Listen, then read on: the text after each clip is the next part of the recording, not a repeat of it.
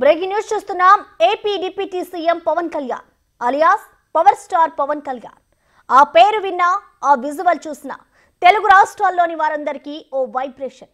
ఆయన చెగువేరా బొమ్మ పట్టినా, ఆయన గద్దరన్నలాగా గొంతెత్తిన, అవినీతిపై ప్రశ్నించినా, ఇలా ఏది చేసినా ప్రత్యేకం. బహుశా ఇదేనేమో ఆయన్ను సొంతంగా పార్టీ పెట్టేలా చేసింది. 7 సిద్ధాంతాలతో జనసేన పార్టీ ప్రారంభించిన పవన్ నేటి వరకు పార్టీని విజయవంతంగా నడుపుతున్నారు.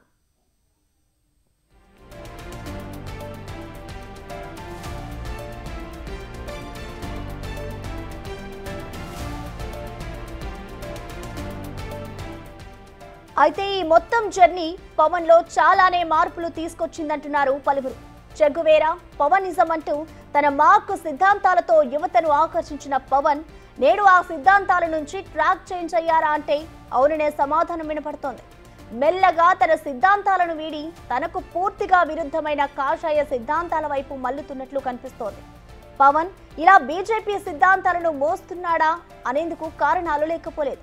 తాజాగా ఆయన చేస్తున్న పలు కార్యక్రమాలే దానికి అద్దం పడుతున్నాయి. ఆయనే లేవనెత్తుతున్న అంశాలు, ఆయన పిలుపునిస్తున్న మాటలు చూస్తుంటే పవన్ హిందుత్వ ఎజెండాతో పూర్తిగా బీజేపీ లైన్లోకి వెళ్లిపోయారా అనే అనుమానాలు ఆయన అభిమానుల్లోనే కలుగుతున్నాయి.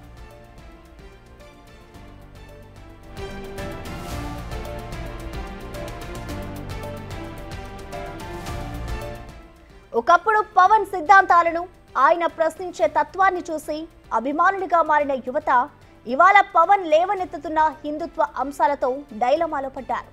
ఏంటి, ఈయనే మన పవర్ స్టారా లేక ఈయన మరో పవన్ కళ్యాణా అనే అనుమానాలు సైతం వ్యక్తం చేస్తున్నారు ఫ్యాన్స్. మరి పవన్ లో ఇంతలా మార్పు కారణాలేంటో అనేది అంతు చిక్కని ప్రశ్న.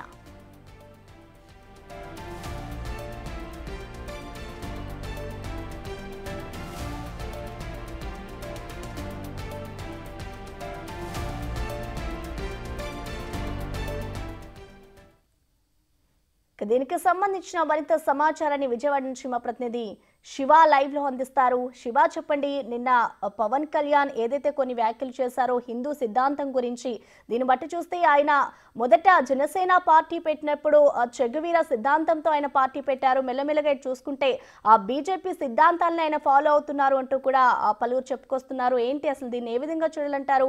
పవన్ మొత్తానికి ఆ బీజేపీకి సంబంధించిన దేనికి వెళ్తున్నారనుకోవచ్చా? ప్రసన్న, మొత్తం మీద చూసుకుంటే ఏదైతే పార్టీ స్థాపించినప్పుడు ఉన్న చెగువీర సిద్ధాంతాలు, ఆ రోజున్న వామపక్ష భావజాలాలు, అలాగే ఆయన గతంలో అనేక పార్టీలతో పొత్తు పెట్టుకున్నాడు. వామపక్షాలతో పెట్టుకున్నాడు, బీఎస్పీతో పెట్టుకోవడం జరిగింది. చెగువీర సిద్ధాంతాన్ని తాను అమలు చేస్తాను, వందలాది వేలాది పుస్తకాలు చదువుతాను, సమాజానికి సంబంధించి దిశానిర్దేశం చేసిన సంబంధించి ప్రతి అంశాన్ని తను కులంకుశంగా పరిశీలించి ఛేదిస్తానని చెప్పిన పవన్ కళ్యాణ్ ప్రస్తుతం ఆయన ఆర్ఎస్ఎస్ బీజేపీ లైన్ వైపు పయనిస్తున్నట్లు కూడా స్పష్టంగా అర్థమవుతుంది. ఏదైతే గత ఎన్నికల సమయంలో కూటమి ప్రభుత్వం నుంచి పవన్ కళ్యాణ్ ఉప ముఖ్యమంత్రిగా బాధ్యతలు స్వీకరించారు. తెలుగుదేశం, బీజేపీ, జనసేన కలిసి పోటీ చేసిన తర్వాత గతానికి భిన్నంగా ఆయన క్వైట్ ఆపోజిట్గా అప్పటి పవన్ కళ్యాణ్ ఇప్పటి పవన్ కళ్యాణ్ ఒకటేనా అనే అనుమానం కలిగించే రీతిలో పవన్ కళ్యాణ్ వ్యవహార శైలి, ఆయన తీరు, ఆయన ప్రస్తుతం చేస్తున్న కార్యక్రమాలు కూడా పూర్తిగా క్వైట్ భిన్నంగా కనిపిస్తున్న పరిస్థితి కూడా స్పష్టంగా కనిపిస్తుంది. గతంలో ఆయన చెగువీర సిద్ధాంతాలను అమలు చేశారు. తనకి కులాలు, మతాలు, ప్రాంతాలతో సంబంధం లేదు, తాను అన్ని మతాలకి, అన్ని కులాలకి, అన్ని ప్రాంతాలకి సమానుడని చెప్పి అనేక సందర్భాల్లో చెప్పిన పరిస్థితి కనిపించింది. కానీ పవన్ కళ్యాణ్ మాత్రం ప్రస్తుతం సనాతన ధర్మం మార్గం పేరుతో కూడా హిందుత్వాన్ని ఎత్తుకునేందుకే ఆయన వ్యవహరిస్తున్న తీరు ఇటీవల చూసుకుంటే గత సంవత్సరన్నర కాలంగా గాన మనం దగ్గర నుంచి పరిశీలిస్తే నిత్యం ఏదో ఒక మాల వేసుకోవటం, వారాహి మాల కావచ్చు, అమ్మవారి మాల కావచ్చు, దసరా సమయంలో అమ్మవారి మాల కావచ్చు, తాజాగా చూసుకుంటే పాశ్చాత్య దీక్ష కావచ్చు, అలాగే తిరుమల పాదయాత్రగా మెట్ల మార్గంలో నడిచి ఇట్లా రకరకాల విధానాలకు సంబంధించి కూడా ఆంధ్రప్రదేశ్లో భారతీయ జనతా పార్టీ ప్రతినిధిగా పవన్ కళ్యాణ్ వ్యవహరిస్తున్నాడా అనే అనుమానం అయితే మాత్రం ప్రస్తుతం ఆంధ్రప్రదేశ్ ప్రజల్లో మాత్రం కనిపిస్తున్న పరిస్థితి కనిపిస్తుంది. ఎందుకంటే దేశవ్యాప్తంగా కూడా భారతీయ జనతా పార్టీ ఒక రకమైన పాలసీని అమలు చేస్తున్న నేపథ్యంలో ఆంధ్రప్రదేశ్కు సంబంధించి కూడా ఆ పార్టీకి ఒక బలమైన నాయకుడు, బలమైన కేడరు, బలమైన వ్యక్తి కావాలనేది భారతీయ జనతా పార్టీ ఒక ఆలోచన చేస్తాం. సో ఆలోచనలో భాగంగానే ప్రస్తుతం పవన్ కళ్యాణ్కి సంబంధించి సామాజిక వర్గం పైన కానీ లేకపోతే సినీ గ్లామర్ విషయంలో కానీ పూర్తి స్థాయిలో కూడా ప్రజల్లో ఒక బ్రాండ్ ఇమేజ్ని ఆయన క్రియేట్ చేసుకున్నారు.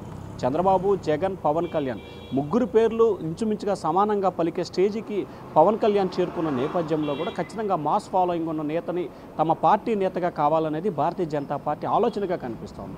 సో ఈ నేపథ్యంలోనే భారతీయ జనతా పార్టీ హిందుత్వవాదాన్ని పవన్ కళ్యాణ్ ప్రతినిధిగా, అంటే భారతీయ జనతా పార్టీ ప్రతినిధిగా పవన్ కళ్యాణ్ వ్యవహరిస్తున్నాడా అనే అనుమానాలు అయితే ప్రస్తుతం కొనసాగుతున్నాయి. దానికి తగ్గట్టుగానే పవన్ కళ్యాణ్ అయితే వ్యవహరిస్తున్నారు. సో రానున్న రోజులు అంటే 2029 ఎన్నికల నాటికి కూడా పవన్ కళ్యాణ్ కూటమి తరపున బీజేపీ ప్రపోజల్ చేసే ముఖ్యమంత్రి అభ్యర్థి అవుతారా అనే అనుమానం ప్రస్తుతం అయితే అన్ని పార్టీ నేతల్లో కూడా కలుగుతున్న పరిస్థితి కనిపిస్తూ ఉంది. అయితే అనేక సందర్భాల్లో పవన్ కళ్యాణ్ కూడా చంద్రబాబు లాంటి సీనియర్ నేతగా ఉన్నప్పుడు తనకైతే అటువంటి ఆశ లేదు, అటువంటి ఆలోచన లేదని చెప్పి కుండబద్దలు కొట్టినట్టు చెప్పాడు. కానీ ఏదైతే కూటమి 19 నుంచి 24 ఓడిపోయిన తర్వాత 24 నుంచి 29కి సంబంధించి కూడా చంద్రబాబు ముఖ్యమంత్రిగా ఉన్నారు. 29 నుంచి 34 వరకు కూడా అందరూ అంటే భారతీయ జనతా పార్టీ, టీడీపీ, జనసేన అందరూ కూడా ముఖ్యమంత్రి పదవుల్లో భాగస్వాములు కావాలనేది గతంలో చర్చల సారాంశం అనేది ఆ పార్టీ నేతలు చెప్తున్న పరిస్థితి కనిపిస్తోంది. సో ఈ నేపథ్యంలోనే 29కి సంబంధించి కూడా భారతీయ జనతా పార్టీ ప్రతినిధిగా జనసేన అధినేత పవన్ కళ్యాణ్ మారబోతున్నాడు అనే సందేశాన్ని, సంకేతాన్ని కూడా పవన్ కళ్యాణ్ అయితే మాత్రం ప్రజలకు ఇచ్చే ప్రయత్నం అయితే చేస్తున్నట్లు అర్థమవుతుంది. Prasanna. Right, thank you Shiva.